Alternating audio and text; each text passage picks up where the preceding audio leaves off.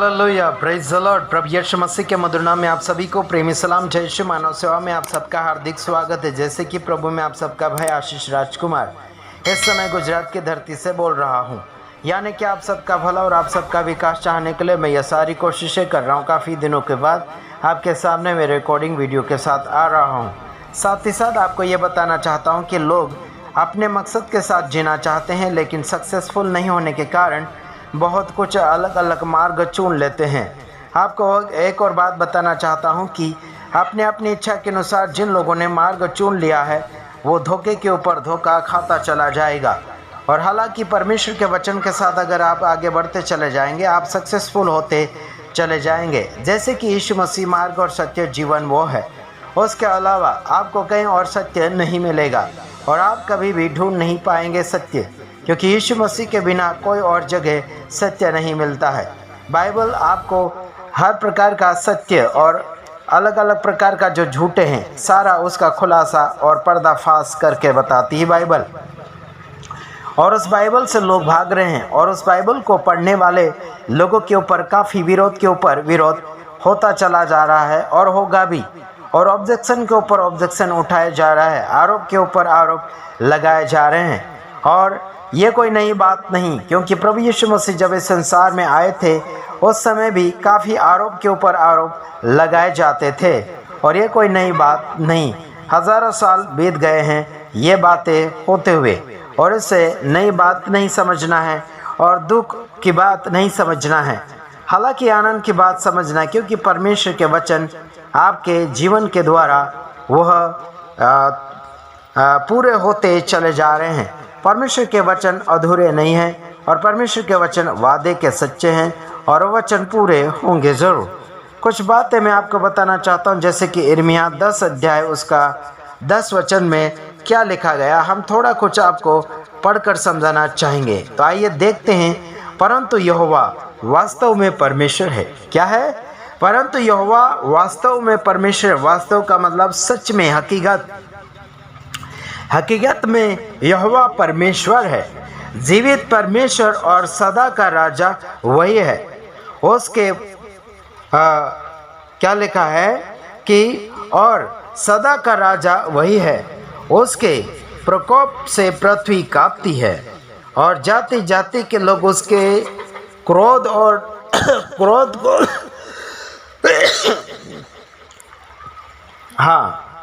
क्रोध को सह नहीं सकते। देखो, यहोवा परमेश्वर के क्रोध यानी कि क्रोध से धरती कांपती है और जाति जाति के लोग उसके क्रोध को सह नहीं कर सकेंगे। मतलब सहन नहीं कर सकते।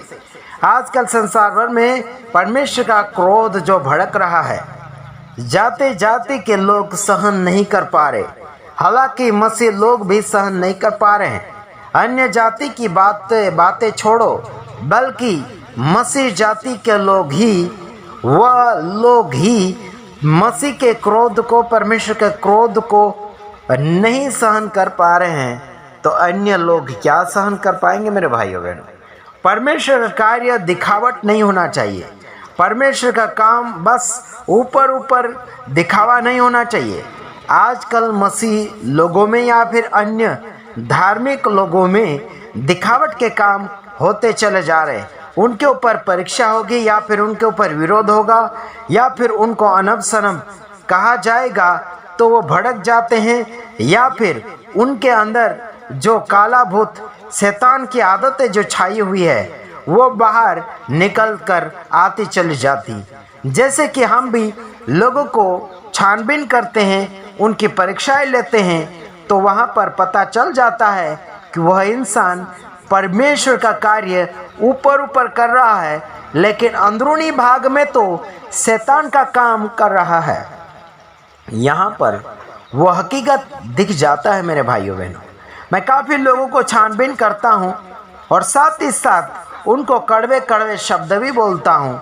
कड़वे शब्द उनको बोलने के कारण उनके अंदर जो गंदगी भरी हुई है वह सब उल्टी के साथ बाहर आते चला जाता है।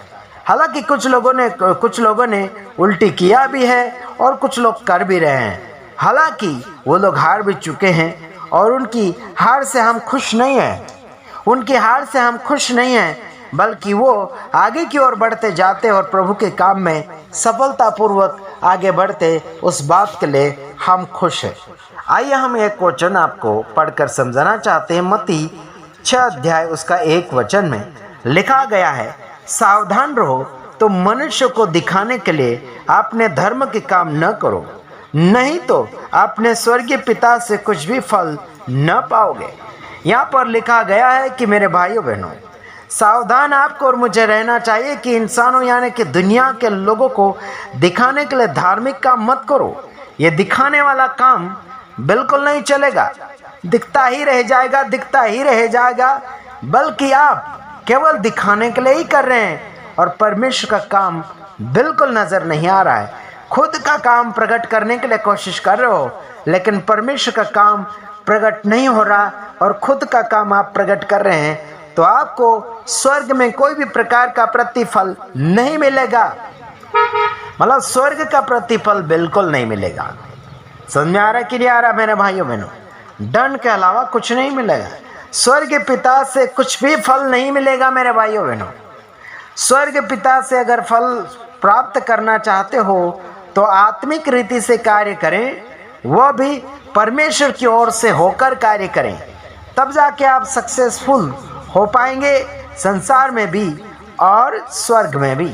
तो आइए हम और कुछ बातें आपको फरमाना चाहते हैं, जैसे कि बीते हुए दिनों से लेकर आज तक हम आपको फरमाते चले जाते हैं। कुछ लोग हमारा विरोध करते हैं, कुछ लोग हमारी तारीफ करते हैं। कुछ भी करो, तारीफ करो या विरोध करो, हमें कोई फ़र्क पड़ने वाला नहीं है।